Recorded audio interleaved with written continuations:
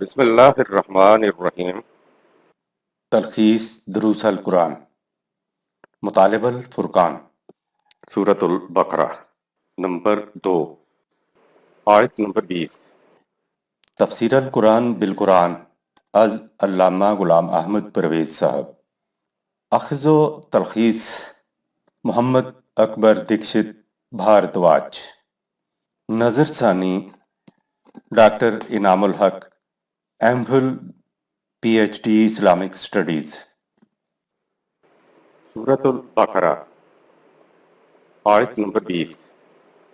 يكاد البرق يخطف أبصارهم كلما أضاء لهم مشوا فيه وإذا أظلم عليهم قاموا ولو شاء الله لذهب بسمعهم وأبصارهم إن الله على كل شيء قدير۔ بجلی کی چمک سے ان کی حالت یہ ہو رہی ہے کہ گویا چمک ان کی بصارت اچک لے جائے گی۔ کان اور آنکھ دونوں بند کر لیتے ہیں۔ جب ذرا چلنے کے قابل روشنی انہیں محسوس ہوتی ہے تو کچھ دور چل لیتے ہیں، اور جب اندھیرا چھا جاتا ہے تو کھڑے ہو جاتے ہیں۔ اگر اللہ کی مشیت پہلے سے یہ طے پا چکی ہوتی کہ اس قسم کی روش اختیار کرنے والوں کی سماعت و بصارت سلب کر لی جائیں تو ہم ان کی سماعت و بصارت دونوں کو سلب کر لیتے۔ ہم نے ایسا نہیں کیا کیونکہ یہ ہماری مشیت میں نہیں تھا۔ ہم نے یقیناً ہر شے اور بات کے لیے اندازے اور پیمانے پہلے سے مقرر کیے ہوئے ہیں۔ خطف، اچک کر لے جانا، یہ دوسری محسوس مثال ہے۔ عقل پر بھروسہ کرنے والوں کو جب عقل نے بتایا کہ آنکھیں اور کان بند کر لینے سے تم تباہی سے بچ جاؤ گے تو انہوں نے عقل کی عادات میں ایسا کر لیا۔ عقل کل حقیقت کو نہیں دیکھ سکتی، اس لیے صرف چند راستوں کی طرف رہنمائی کر سکتی ہے، اور ضروری نہیں کہ وہ راستے ٹھیک بھی ہوں۔ خدا کے قانون نے تو انسانوں کو چاروں طرف سے گھیرا ہوا ہے اور اس کی کل پر نگاہ ہے، اس لیے تباہی کسی راستے سے بھی آ سکتی ہے۔ عقل کی رہنمائی تو انسان کو چند فاصلے تک غلط یا صحیح راستہ بتا سکتی ہے، پھر رکنا پڑے گا۔ اگر سفر مسلسل ٹھیک منزل کی طرف کرنا ہے تاکہ دنیاوی و آخرت کی زندگیوں کی کامرانیاں حاصل ہوں تو وحی کی روشنی کی طرف آؤ، اس کے علاوہ اور کوئی راستہ نہیں۔ محدود عقل کل کے متعلق فیصلہ نہیں کر سکتی۔ کل کے متعلق فیصلہ صرف خدا کی ذات کر سکتی ہے جس کی کل پر نگاہ ہے۔ آیت نمبر 21۔ يا أيها الناس اعبدوا ربكم الذي خلقكم والذين من قبلكم لعلكم تتقون۔ اے انسانوں، اپنے نشو و نما دینے والے کے قوانین کی اطاعت کرو جس نے تم کو اور تمہارے آباء و اجداد کو پیدا کیا تاکہ تم محتاط انداز میں خطرات سے محفوظ زندگی بسر کر سکو۔ خلق، کسی چیز کو بنانے یا کاٹنے کے لیے اس کو ماپنا، اس کا اندازہ لگانا، اس کے تناسب و توازن کو دیکھنا، ایک چیز کو دوسری چیز کی مدد سے بنانا، اس کے حشو و زوائد کو دور کرنا، اور پھر اسے اندازے اور پیمانے کے مطابق اس طرح بنانا کہ اس کا توازن و تناسب درست رہے۔ بالفاظ دیگر مختلف عناصر کو نئی ترتیبیں دے کر ان سے اور چیزیں پیدا کرتے چلے جانا خلق ہے۔ خالق، پیدا کرنے والا۔ خلق لفظ بھی اسی مادہ سے ہے، یعنی اخلاق میں بھی توازن ہونا چاہیے۔ قرآن الحکیم کی پوری تعلیم نظریہ ربوبیت عالمینی کے گرد گھومتی ہے۔ طبعی ربوبیت۔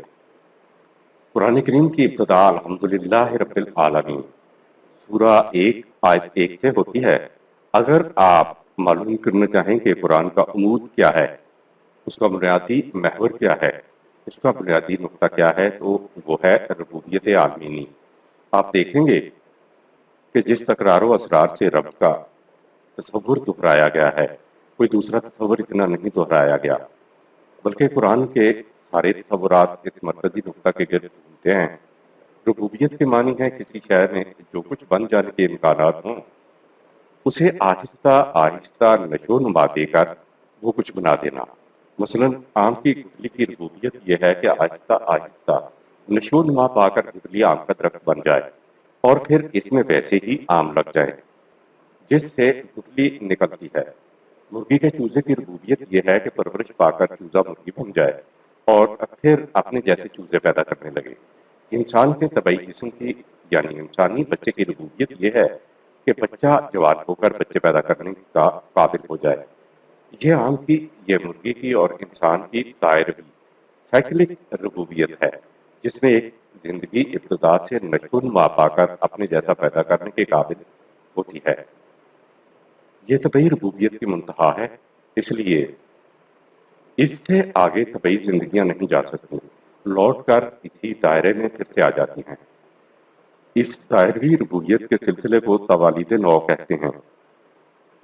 ایک انسانی بچہ نشو و نما پاتا ہوا بڑھتا ہے، یہاں تک کہ ایک مقام آ جاتا ہے جب اس میں مزید بڑھوتری ختم ہو جاتی ہے۔ اس مقام پر پہنچنے کے بعد انسان اپنی بالغی کی پرداخت و خبرگیری مینٹیننس کرتا ہے۔ بچے کی منتہا یہ ہے کہ وہ اپنے جیسا بچہ یا بچے پیدا کرنے لگے۔ یہ طبعی ربوبیت کا یعنی طبعی نشو و نما کا تدریجی انداز ہے جسے ہم نے اختیار کیا ہے۔ انسانی جسم کی طبعی ربوبیت کا بنیادی مقصد انسانی ذات کی نشو و نما کرنا ہے۔ غیر مرئی ربوبیت، انسان عبارت ہے طبعی جسم اور غیر مرئی انسانی ذات سے۔ طبعی ربوبیت کا ذکر اوپر آ چکا ہے۔ جس طرح انسانی جسم کی ربوبیت ضروری ہے، اسی طرح انسانی ذات کی ربوبیت بھی نہایت ضروری ہے، بلکہ مقصود بالذات ہے ہی ذات کی ربوبیت۔ طبعی جسم تو انسانی ذات کی ربوبیت کا ایک ذریعہ، سبب یا وسیلہ ہے، مقصود بالذات نہیں ہے۔ طبعی جسم میں رہ کر ہی انسانی ذات کی نشو و نما ہو سکتی ہے، اس لیے ذریعہ کو بھی نظر انداز نہیں کرنا ہے۔ اگر ذریعہ ہی نہیں ہے تو منزل پر کیسے پہنچا جائے گا؟ گھوڑا گاڑی نہیں بھی ہے تو پاؤں بھی تو ذریعہ ہو سکتے ہیں۔ لہذا جسم کا صحت مند ہونا، توانا ہونا انسانی ذات کی ربوبیت کے لیے نہایت ضروری ہے۔ رہی انسانی ذات کی ربوبیت تو اس کی کوئی حد اور انتہا نہیں ہے۔ طبعی ربوبیت میں تو ایک مقام آ جاتا ہے جب طبعی ربوبیت مکمل ہو جاتی ہے، لیکن انسانی ذات کی ربوبیت کا نقطہ تکمیل کبھی نہیں آتا، یعنی انسانی ذات دائروی سائیکلک انداز میں پھر سے ایک ابتدا نہیں لیتی۔ انسانی ذات یا انسانی زندگی کی ربوبیت بے حدود و حدود ہے۔ طبعی جسم میں تو یوں کہیے کہ اس کی ابتدا ہوتی ہے یا آگے سفر کرنے کے قابل ہوتی ہے۔ یہ جو زندگیوں کے طبعی جسم کی ربوبیت اور انسانی ذات کی ربوبیت ہے، یہ ہے ربوبیت عالمینی۔ خدا کو پوری نوع انسانی کی ربوبیت مطلوب ہے۔ اب ہمارے سامنے ربوبیت عالمینی کا مفہوم آ گیا کہ یہ پوری نوع انسانی کی ربوبیت ہے۔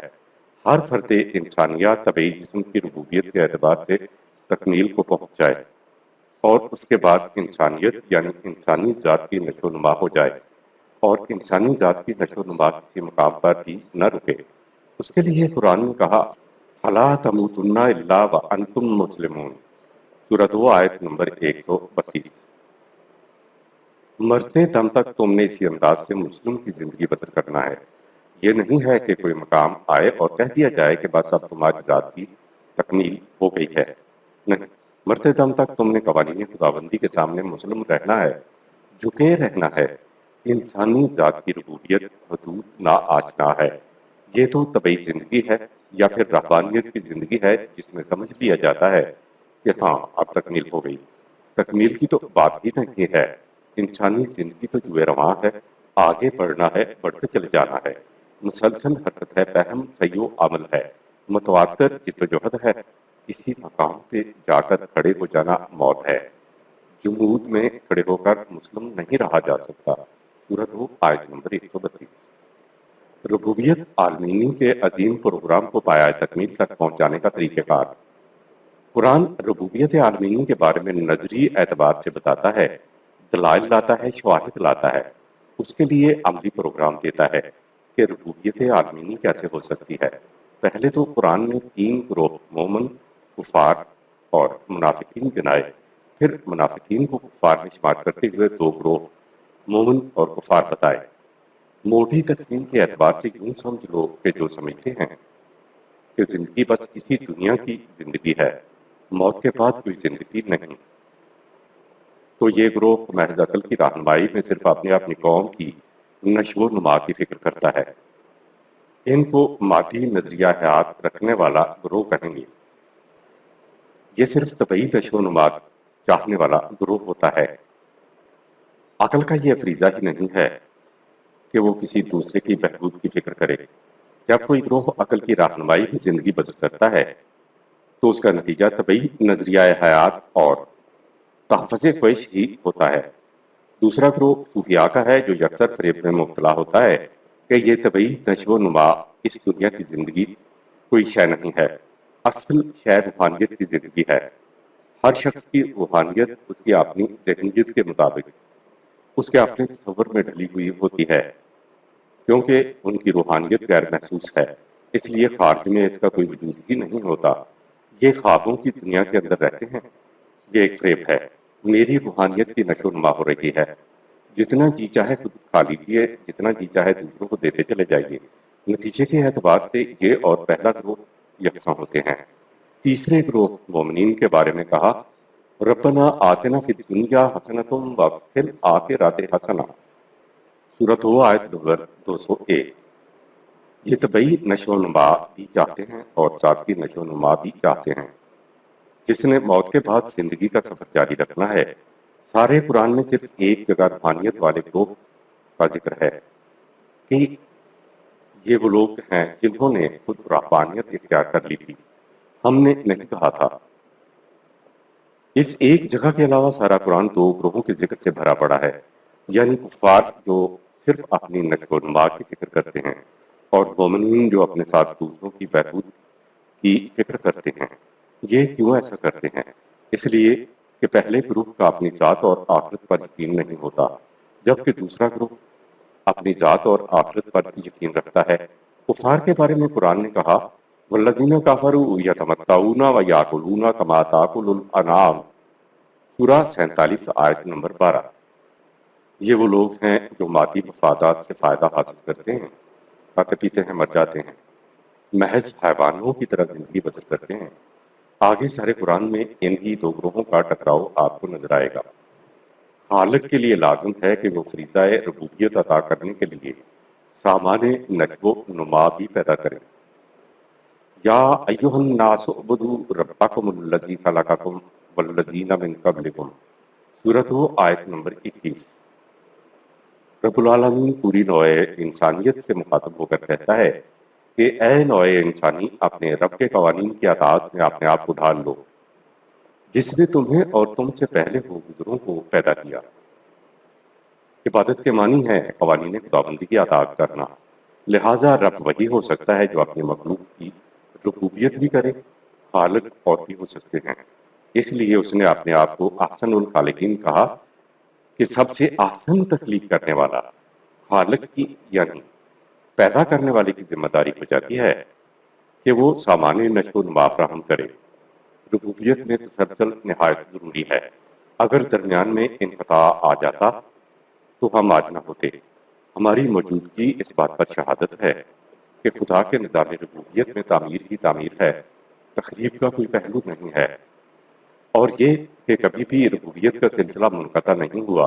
لہٰذا لازم ہے کہ انسان اپنے معاشرے میں اپنے اختیار و ارادے سے خدا کا نظام ربوبیت قائم کرے۔ لعلکم تتقون، سورۃ 2 آیت نمبر 21۔ کہہ کر عبادت کی قوانین خداوندی کی اطاعت کی بتائی کہ تاکہ تم تخریب سے بچ جاؤ، تاکہ تم سفر زندگی میں خطرناک گھاٹیوں سے بچ جاؤ۔ قرآن نے عبادت خداوندی کو انسانی ذہن پر نہیں چھوڑا کہ رسومات عبادات بچا لائے اور اپنے ذہن میں سمجھ لیا کہ خدا کی عبادت کر لی۔ اگر عبادت کرنے والی قوم تخریب کا شکار ہے، سفر زندگی آسودہ انداز میں طے نہیں ہو رہا ہے، تو یہ اس بات کی شہادت ہے کہ وہ قوم عبادت خداوندی کا فریضہ ادا نہیں کر رہی۔ آیت نمبر 22۔ الذي جعل لكم الأرض فراشا والسماء بناء وأنزل من السماء ماء فأخرج به من الثمرات رزقا لكم فلا تجعلوا لله أندادا وأنتم تعلمون۔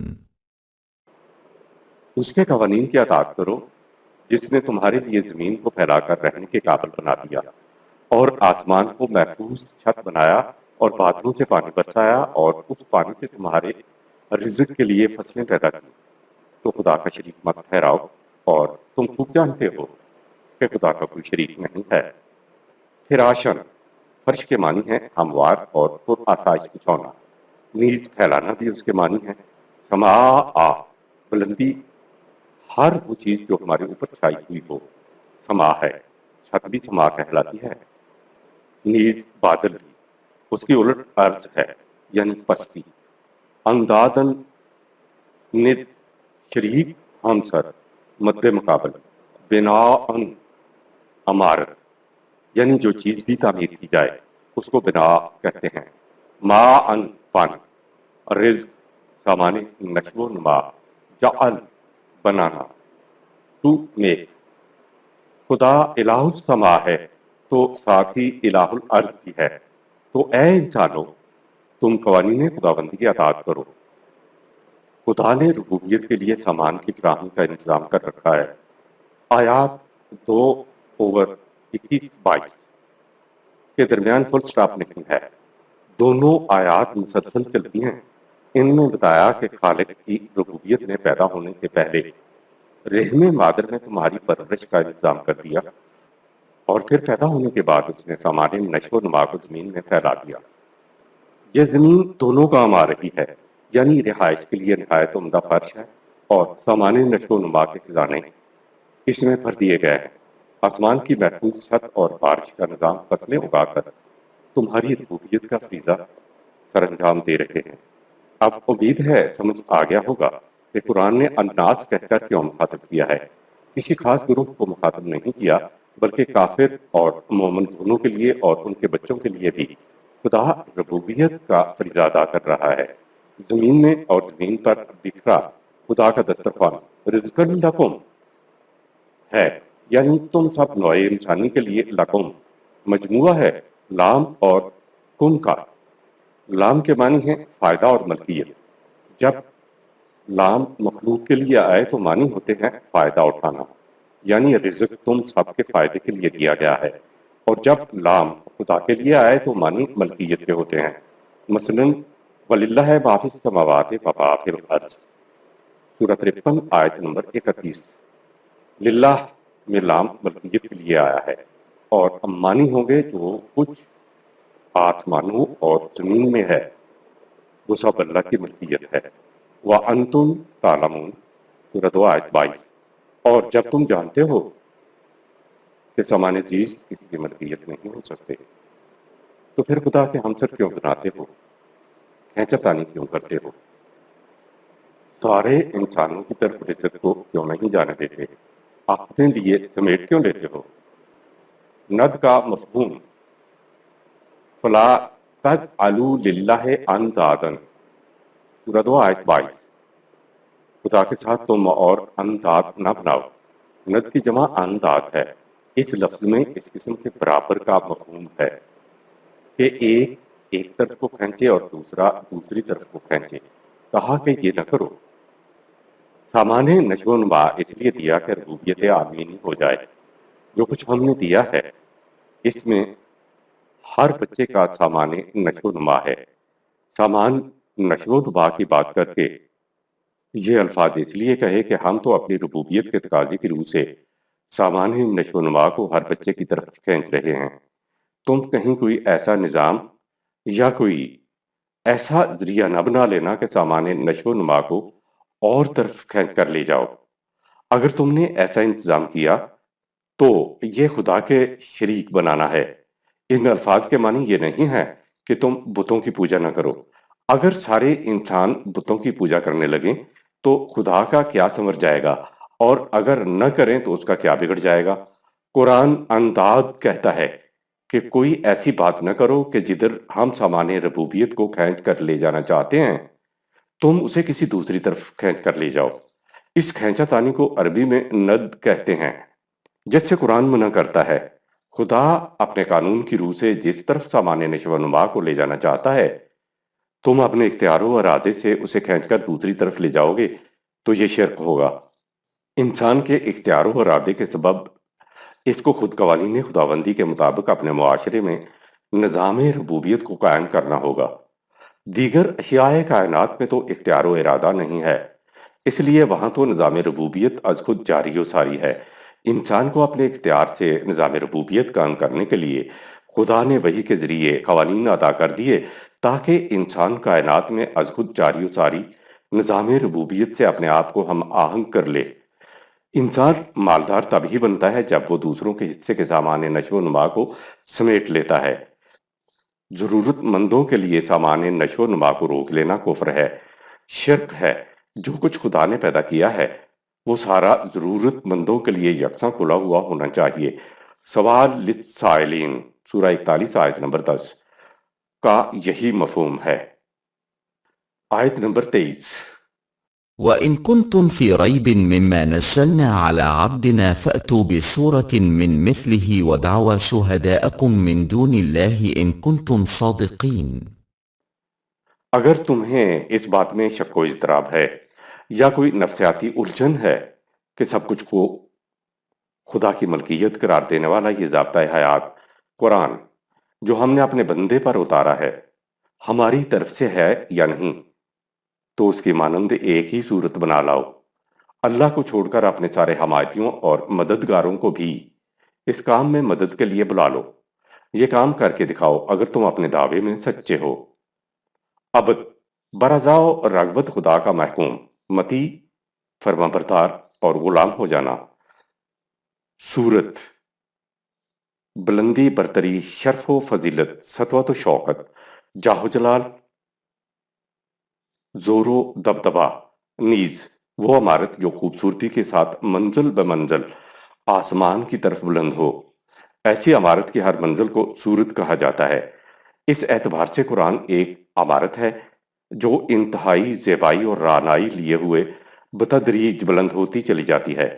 قرآن کی ہر منزل کو صورت کہتے ہیں۔ شہید، گواہی دینے والا، نگران و فیصلہ کرنے والا۔ کیا یہ دعویٰ کہ سامان نشو و نما ذاتی ملکیت میں نہیں ہو سکتا خدا کی طرف سے ہے؟ پرانے زمانے سے چلا آ رہا ہے کہ لوگ چیزوں کو اپنی ذاتی ملکیت میں لے لیتے ہیں اور انہیں اپنے لیے وقف کر لیتے ہیں۔ ایک نئی چیز کہی جا رہی ہے کہ سامان نشو و نما ذاتی ملکیت میں نہیں لیا جا سکتا۔ یہ بات رسول اپنی طرف سے نہیں کہہ رہا بلکہ وہ خدا کہہ رہا ہے جس کی ملکیت میں ہر چیز ہے۔ سوال پیدا ہوا کہ کیا یہ رسول خود اپنی طرف سے تو یہ نہیں کہہ رہا ہے؟ کہا کہ اگر یہ خیال تمہارے دل میں پیدا ہو تو رسول بھی انسان ہے تو تم ایک ہی صورت کے مثل بنا کر لاؤ۔ جب بنا کر نہیں لا سکو گے تو تمہیں معلوم ہو جائے گا کہ واقعی یہ خدا کی طرف سے کہا جا رہا ہے۔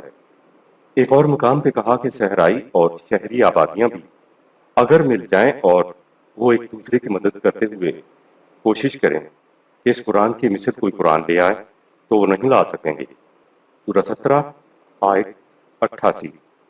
قرآن نے صرف یہ نہیں کہا کہ تم ایسا کرو بلکہ کہا کہ تم ایسا نہیں کر سکو گے۔ ایک دوسرے مقام پہ کہا کہ تم اس کی 10 صورتوں کے برابر مثل لا کر دکھاؤ۔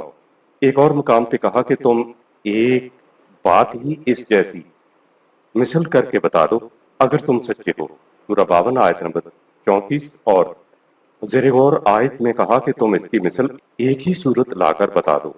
سورہ 2 آیت نمبر 23۔ قرآن کا یہ چیلنج 1400 سال پہلے انسانوں کے سامنے آیا، لیکن قرآن تو قیامت تک کے لیے ہے، اس لیے یہ چیلنج قیامت تک کے انسانوں کے لیے رہے گا۔ سورت کے لغوی معنی کی وضاحت اور قرآن کے چیلنج کا مفہوم۔ لغوی اعتبار سے سورت کے معنی بلند دیوار کے بھی ہوتے ہیں اور محض بلندی کے بھی ہوتے ہیں۔ اس کے علاوہ کسی مکان کی ایک منزل کو بھی سورت کہتے ہیں۔ ہمارے نزدیک کسی مکان کی ایک منزل کا مفہوم زیادہ اقرب ہے۔ ایک مکان یا عمارت کی مثال بڑی محسوس اور ٹھوس ہوتی ہے۔ اس کی مختلف منزلیں ہوتی ہیں اور پھر مختلف منزلوں سے مل کر ایک عمارت بنتی ہے۔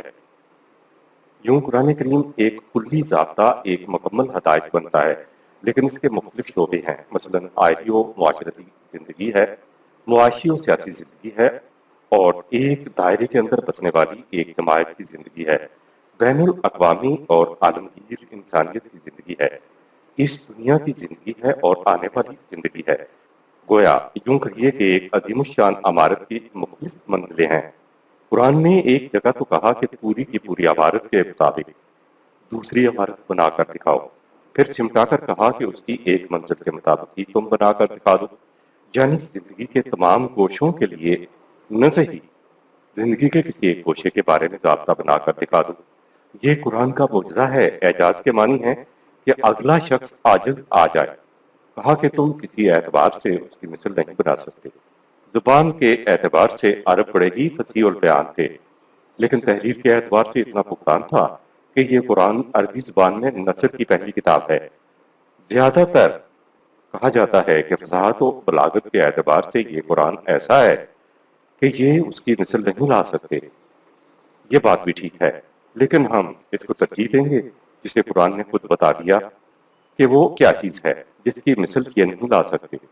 کہا قل فاتوا بکتاب من عند اللہ هو اہدی منہما، سورہ 28 آیت نمبر 49۔ تم ایسی کتاب لے آؤ، ایسا ضابطۂ قانون لے آؤ جو اس سے زیادہ ہدایت دینے والا ہو، اس سے بہتر ہدایت دینے والا ہو، اس سے بہتر رہنمائی دینے والا ہو۔ قرآن نے خود واضح کر دیا کہ قرآن کی مثل بنانے سے کیا مراد ہے، لہٰذا چیلنج قرآن سے زیادہ بہتر رہنمائی لانے کا تھا اور ہے۔ زندگی کے کسی بھی گوشے میں قرآن سے بہتر رہنمائی لانے کا تھا اور ہے۔ اب قرآن کے ماننے والوں کے ذمے یہ بات آ جائے گی کہ وہ انسانی زندگی کے مختلف گوشوں کو لیں، ان پر عمل کریں اور پھر نتائج کے اعتبار سے دنیا کو بتائیں کہ قرآن فلاں بات میں یہ رہنمائی دیتا ہے۔ قرآن انسان کو زندگی بتمام ہی مین ایز ہول ہدایت دیتا ہے، لیکن انسان جزوی زندگی بسر کرتا ہے جس کی وجہ سے پریشانیوں، مشکلات اور مصائب کا سامنا کرنا پڑتا ہے۔ اگر قرآن کے مطابق زندگی کو تماماً و کمالاً مین ایز ہول لیا جائے، یعنی زندگی کے ہر گوشے میں قرآن سے رہنمائی لی جائے تو پریشانیوں، مشکلات اور مصائب کا سامنا نہ کرنا پڑے، اور پھر ہم اس قابل ہو سکتے ہیں کہ دنیا کے سامنے قرآن کا چیلنج پیش کریں، ورنہ ہماری موجودہ حالت پر تو دنیا کو ایک طرف آسمان کے فرشتے بھی ہنس رہے ہیں۔ من دون اللہ میں ایک باریک نقطہ، من دون اللہ خدا کو چھوڑ کر یا خدا کے سوا ایک صورت بنا کر لاؤ تو اس سے یہ نقطہ نکلتا ہے کہ اگر خدا ساتھ ہو تو ایسا ہو سکتا ہے۔ اور دوسری بات یہ بھی نکلتی ہے کہ انسان اپنے خود ساختہ نظام ہائے زندگی کے عذاب سے نہیں نکل سکتا۔ وَمَا هُمْ بِخَارِجِينَ مِنَ النَّارِ، سورہ 2 آیت 167۔ من دون اللہ یعنی خدا ساتھ نہ ہو تو یہ خدا کے عذاب سے نہیں نکل سکتے۔ نا امیدی سے نکالنے کے لیے بتایا کہ عذاب سے نکلنے کی ایک ہی صورت ہے کہ تم اپنے نظام میں من دون اللہ نہ کرو، بلکہ اپنے ساتھ خدا کو ملا لو، یعنی اپنے نظام کو خدا کے قوانین کے مطابق قائم کر لو تو عذاب سے نکل سکو گے، ورنہ اس کے سوا عذاب سے نکلنے کی اور کوئی صورت نہیں۔ 24ویں آیت، فإن لن تفعلوا ولن تفعلوا فاتقوا النار التي وقودها الناس والحجارة أعدت للكافرين۔ پس اگر تم ایک صورت بھی نہ بنا سکو اور سن لو کہ تم ہرگز نہ بنا سکو گے تو دنیاوی جنگ کی آگ یعنی تباہی اور اخروی النار تباہی سے محتاط رہو، جس کا ایندھن بنیں گے عام لوگ اور ان کے لیڈر، جو کافروں کے لیے ان کے اعمال کے نتیجہ میں تیار کی گئی ہے۔ وقود جلانے کے لیے ایندھن، یہ لفظ اس وقت بولا جاتا ہے جب جمع کردہ لکڑیوں کو سلگا دیا جائے، یعنی آگ لگائی جائے، اور حطب کے معنی ایندھن کے لیے رکھی ہوئی لکڑیوں کے ہوتے ہیں جن میں آگ نہ سلگائی گئی ہو۔ قرآن کی صورت کی مثل بنانا ناممکن ہے۔ قرآن کی سورہ یعنی مستقل اقدار پر مبنی ضابطۂ حیات بنانے والے کے لیے ضروری ہے کہ بنانے والا جذبات سے پاک ہو اور اس کی کل حقیقت پر نگاہ ہو۔ اب نہ تو انسان کی کل حقیقت پر نگاہ ہو سکتی ہے اور نہ ہی انسان جذبات سے پاک رہ سکتا ہے، اس لیے انسان قرآن کی صورت ہرگز نہ بنا سکیں گے۔ جنت اور جہنم، النار انسانوں کے لیے ہے نہ کہ پتھروں کے لیے۔ النار عام معنی ہے آگ، نیز غصہ کی آگ، انتقام کی آگ، دشمنی کی آگ، حسد و بغض کی آگ، شکست کی آگ، نار القوم کے معنی ہیں اس قوم نے جنگ میں شکست کھائی۔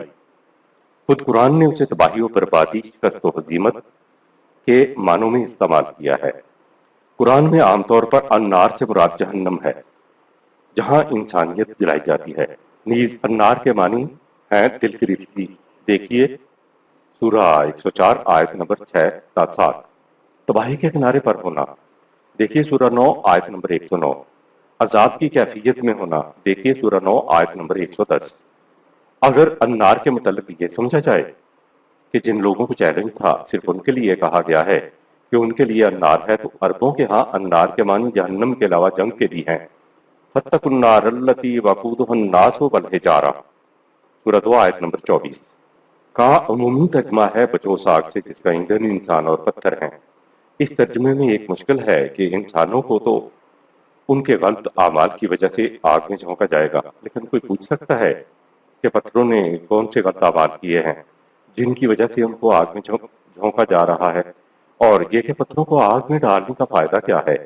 اگر وہ عدت للکافرین پر غور کر لیا جاتا تو قرآن تو خود کہہ رہا ہے کہ النار کو کافروں کے لیے تیار کیا گیا ہے۔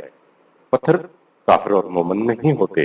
اگر کہا جائے کہ الحجارہ سورہ 2 آیت 24 سے مراد پتھر کی مورتیاں ہیں، تو پھر بھی سوال پیدا ہوتا ہے کہ مورتیوں نے کون سا گناہ کیا ہے؟ سنگ تراش پتھر سے مورتی تراش دیتا ہے اور وہ کسی پتھر سے حجر اسود کو تراش دیتا ہے۔ مورتی جہنم میں اور حجر اسود کا جنت میں بلند مقام۔ کافر اور مومن کا اطلاق تو انسانوں پر ہوتا ہے۔ کہا فَمَنْ شَاءَ فَلْيُؤْمِنْ وَمَنْ شَاءَ فَلْيَكْفُرْ، سورہ 18 آیت نمبر 29۔ جس انسان کا جی چاہے اپنے اختیار و ارادے سے اس کا اقرار کرے اور جس کا جی چاہے اپنے اختیار و ارادے سے اس کا انکار کرے، تو جن پر کفر اور ایمان کا اطلاق ہوگا وہ اختیار و ارادے والے ہونے چاہیے۔ پتھر تو صاحب اختیار و ارادہ نہیں ہے، تو الحجارہ سے پتھر مراد نہیں ہو سکتے۔ دراصل الناس کے معنی ہیں عام لوگ جو مذہبی پیشواؤں، قومی لیڈروں اور حکمرانوں کے پیچھے پیچھے چلتے ہیں۔ دیکھیے سورہ 57 آیت نمبر 24، سورہ 2 آیت نمبر 44، سورہ نمبر 4 آیت نمبر 37۔ حجارہ کے بنیادی معنی ہیں روکنا، منع کرنا۔ حجر ایسے آدمی کو بھی کہیں گے جو بہت ہوشیار اور چالاک ہو۔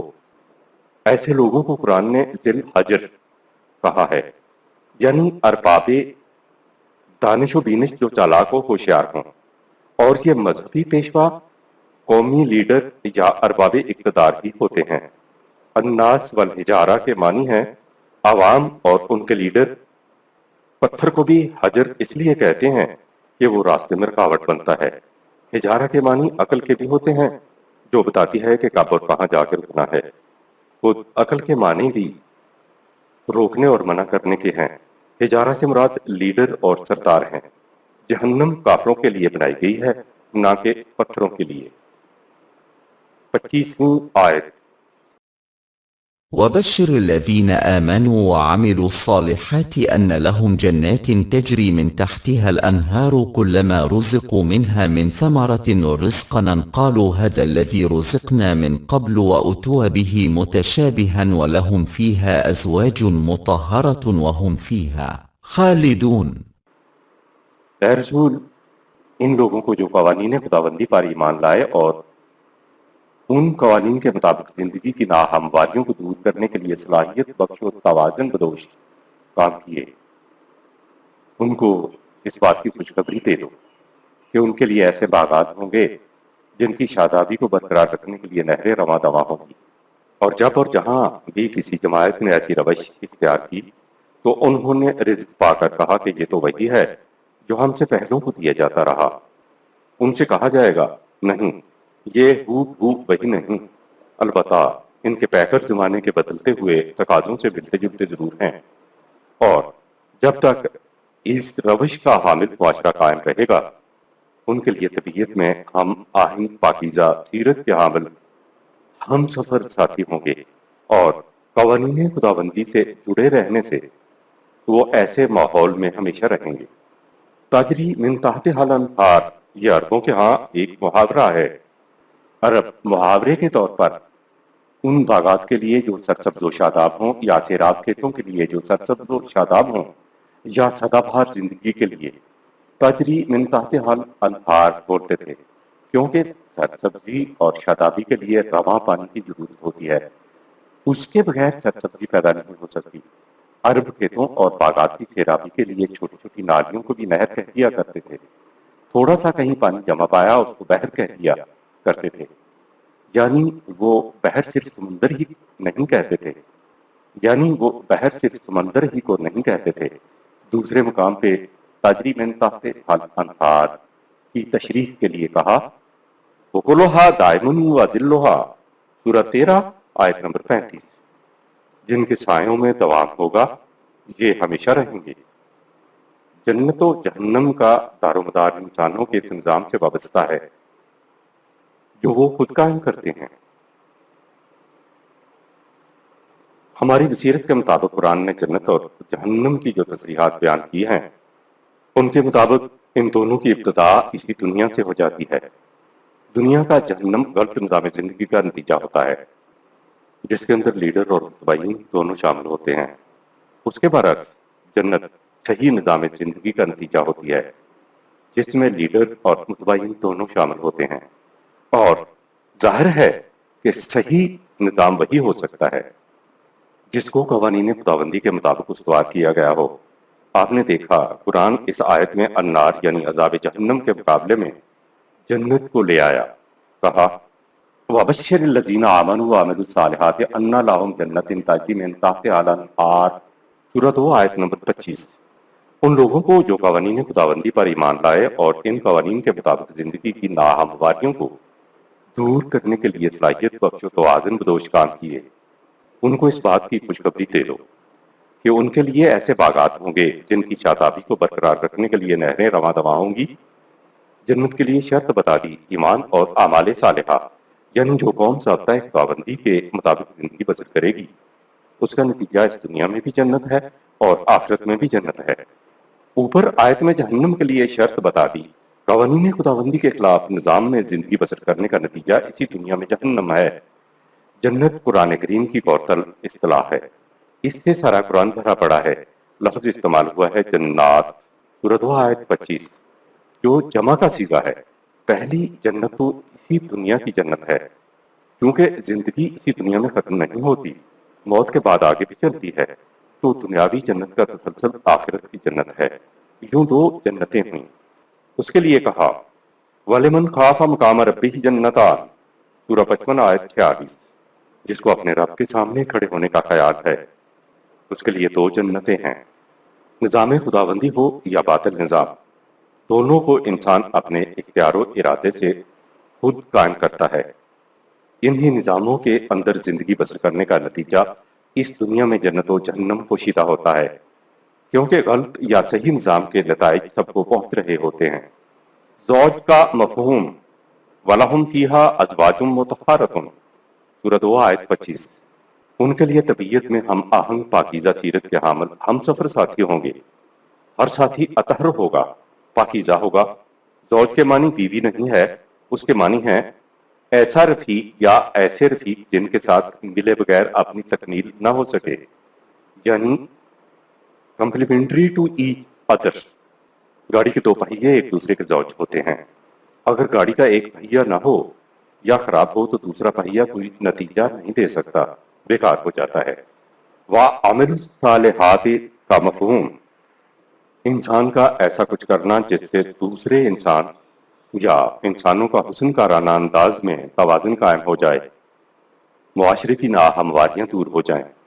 ایسے کام جن کو کرنے سے انسان کی مضمر صلاحیتیں، جسم اور ذات کی صلاحیتیں بیدار ہو جائیں اور وہ زندگی کی ارتقائی منازل طے کر سکیں، نیز جن کاموں سے معاشرے کا حسن و توازن قائم رہے اور ناہمواریاں دور ہو جائیں، اعمال صالح کہلاتے ہیں۔ یہ کام قوانین خداوندی کی دل کی گہرائیوں کے ساتھ اطاعت کرنے اور ان سے ہم آہنگ ہونے سے ہوتا ہے۔ انسان کے جن اعمال سے کسی دوسرے انسان کو فائدہ نہ پہنچے وہ اعمال کے زمرے میں تو شامل ہوں گے، لیکن اعمال صالح نہیں ہوں گے، اور جنت ملے گی اعمال صالح کے بدلے میں۔ مذہبی رسومات جن کو ادا کر لینے کے بعد سمجھا یہ جاتا ہے کہ مجھے اس کردہ عمل سے قیامت کے دن فائدہ پہنچے گا، تو ان کا شمار اعمال میں تو ہوگا، لیکن اعمال صالحہ میں ان کا شمار نہیں ہوگا، کیونکہ مذہبی رسومات کے ادا کرنے سے کسی دوسرے انسان کو کوئی فائدہ نہیں پہنچتا۔ ذاتی مفاد کے حامل اعمال کو اعمال صالحہ میں شمار نہیں کیا جا سکتا جب تک بالحق عمل کا فائدہ کسی دوسرے کو نہ پہنچے۔ جنت کا مفہوم، جنت کے معنی ہے چھپا لینا۔ باغ جس کی روئیدگی نے، سرسبزی نے زمین کو ڈھانپ لیا ہو، اس کو بھی عرب جنت کہتے تھے۔ آخرت کی جنت کا ذکر قرآن میں تمثیلی اور تشبیہی انداز میں ہے۔ جنت کسی مقام کا نام نہیں ہے بلکہ کیفیت کا نام ہے۔ سورہ 3 آیت 132، سورہ 57 آیت نمبر 21۔ کوئی انسان اس دنیا کے شعور کی سطح پر اخروی جنت یا جہنم کی حقیقت کو نہیں جان سکتا۔ خدا نے صالح معاشرہ کو ایک سرسبز و شاداب باغ جنت سے اور ان کے اعمال حسنہ کی نتائج کو لذیذ پھلوں سے تشبیہ دی ہے، کیونکہ بلند حقائق کو محسوس تشبیہات سے سمجھا جا سکتا ہے۔ دنیا و آخرت کی جنت میں خدا کا نظام وقت کے بدلتے تقاضوں کے مطابق رزق دے گا۔ کلما رزقوا منہا من ثمرۃ رزقا قالوا ھذا الذی رزقا من قبل واوتوا بہ متشابہا، سورہ 2 آیت 25۔ جب بھی انہیں رزق دیا جائے گا تو وہ کہیں گے یہ تو وہی ہے جو ہم سے پہلوں کو دیا جاتا رہا۔ ان سے کہا جائے گا کہ نہیں، یہ ہو وہی نہیں ہے، البتہ ان کے پیکر زمانے کے بدلتے ہوئے تقاضوں سے ملتے جلتے ضرور ہیں۔ سب جانتے ہیں کہ زمانہ تو مسلسل چلا جا رہا ہے، 1400 سالوں میں ہر چیز ہر آن زمانے کے تقاضوں کے مطابق بدلتی رہی ہے۔